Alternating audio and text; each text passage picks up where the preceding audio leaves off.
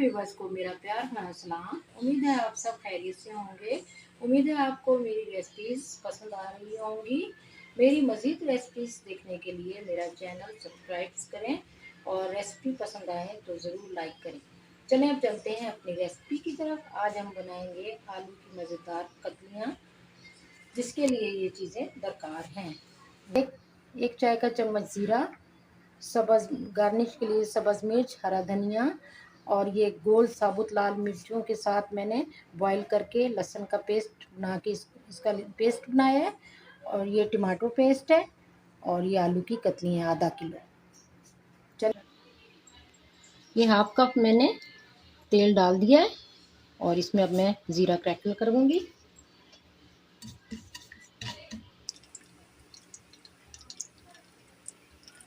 ये देखें ज़ीरा भुन गया और अच्छी सी खुशबू आने लगी है। अब मैं आलू डालूँगी।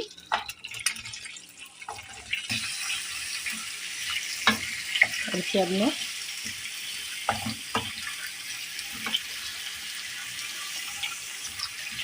3 मिनट भूनूंगी, फ्राई करूँगी।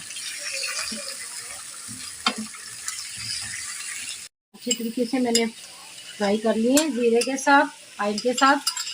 अब ये मैं लहसुन और ये साबुत गोल मिर्च जो मैंने पेस्ट बनाया था इनका इन्हें, और ये टमाटर जो पेस्ट मैंने बनाया था ये मैंने मिक्स कर दिया। और इसमें सिर्फ साबुत गोल मिर्च और लहसुन का पेस्ट और टमाटर का पेस्ट ये मैंने डाला है इसमें। और बिल्कुल इसमें मैंने धनिया हल्दी कुछ भी नहीं डाला, क्योंकि उससे फिर वो टेस्ट नहीं रहता जो मैं बना रही हूँ डिशेस में।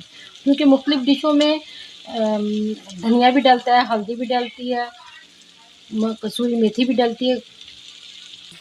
और ये लहसुन का जो पेस्ट है और ये मैं अच्छी तरीके से 5-7 मिनट भूनूंगी, ताकि लहसुन का जो कच्चापन है ना इसमें ख़त्म हो जाए।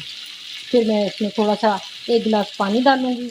आपने ग्रेवी बनानी है तो भुना हुआ बना लें, आधा कप डाल लें। और अगर ग्रेवी बनानी है तो 1 गिलास पानी या आधा गिलास पानी डाल लें। बिल्कुल ये देखिए मैंने भून लिया अच्छी तरीके से, फ्राई हो गया है बिल्कुल। अब फाइनल पे आ रहा है ये, तो अब मैं इसमें आधा कप तकरीबन पानी डालूंगी ताकि इसमें ये गल जाए।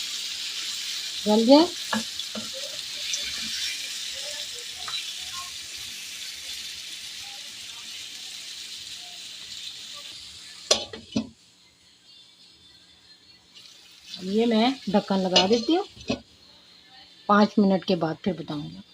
दोस्तों कतलियाँ तैयार हैं।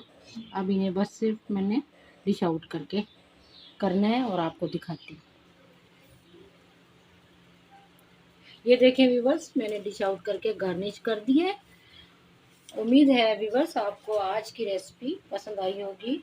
मुझे कमेंट में ज़रूर बताइएगा। चलें अब मुझे इजाज़त दें। अल्लाह हाफिज़।